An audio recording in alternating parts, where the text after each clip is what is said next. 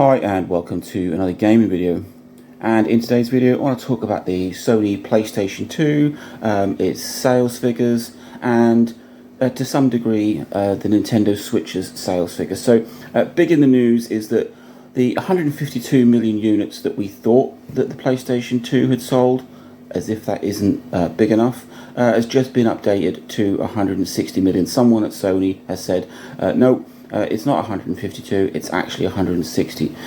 Where they get these figures from, I don't know.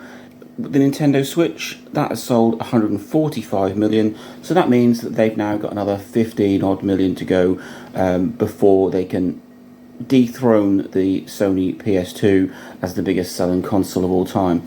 And personally, I think the Switch could easily do it.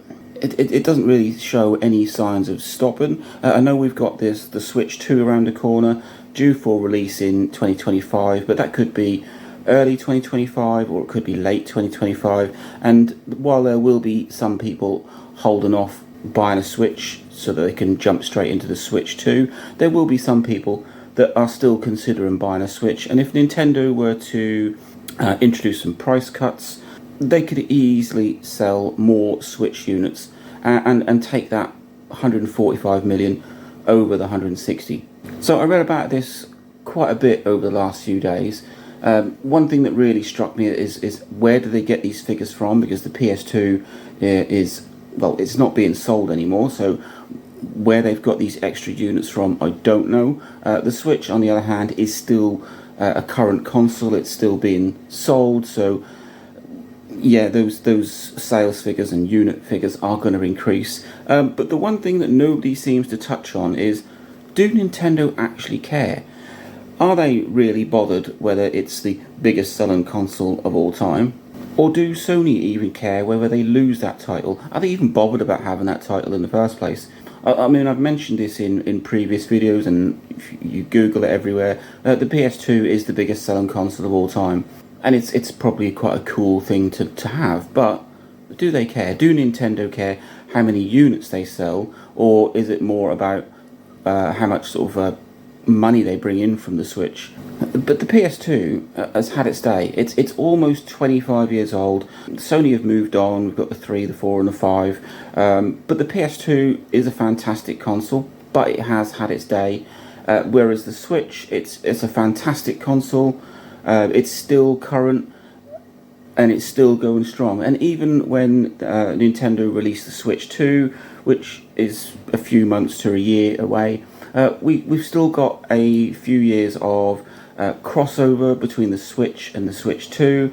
There's going to be a lot of games that are released on both, and I think the Switch is still going to sell well, especially if they do a price drop or maybe drop some of the models. I did read somewhere that maybe that they would just drop the main Switch, keep the Switch Lite as the budget version of the Switch when the Switch 2 is released. The Switch Lite is a cheaper console, it will entice more people in, and I think that could bump up the sales numbers for the Switch. Now personally, I don't really care about sales figures, number of units sold. That doesn't always correlate to how good a console is. I love a lot of consoles that are that just haven't done very well. I'm a big fan of the Sega Saturn, the Sega Dreamcast, the Nintendo Wii U, and the PS Vita. Those are some of my favourite consoles of all time, and they are also some of the worst selling consoles of all time. I don't think any of those went over 15 million units sold,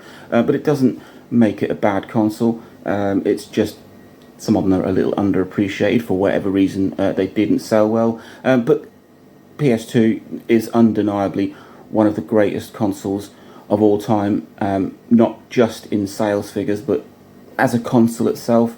And you can't knock the Switch. A lot of people aren't impressed with it because it's sort of underpowered compared to its generation, but it hasn't hurt sales figures. There are some fantastic games on it, new games as well as sort of like remakes, etc. So the PS2 has had its day. I don't think we're going to see another sales figure bump unless Sony magically think, no, we've sold 170. Like I said, I don't know where they get these updated figures from.